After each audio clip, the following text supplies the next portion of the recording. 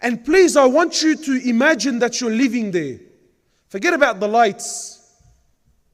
I want you to imagine you're living in Medina. You're living in the city of Rasulullah sallallahu alaihi wasallam. You're in his masjid.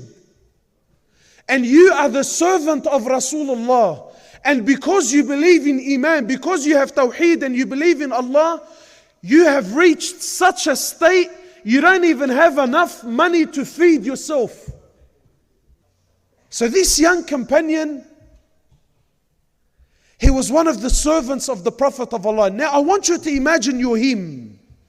Imagine you had the honor of serving the Prophet of Allah. So the Prophet of Allah, he used to come out of his house for the tahajjud prayer. And this young Sahabi, Rabiya bin Ka'b al-Aslami, he used to bring the bowl of water for the Prophet of Allah so he can make wudu. So the Prophet of Allah comes out, Rabi'a says, this is authentic hadith, sahih hadith. Rabi'a says the Prophet of Allah, so he goes to prepare the bowl of water for the Prophet of Allah to make wudu. Then he comes to the Prophet of Allah and he gives him the bowl. So the Prophet of Allah, looking at Rabi'a, seeing how poor he is, seeing his condition, I assume that he felt sorry for him. So he says to him, Rabi'a, ask me, man.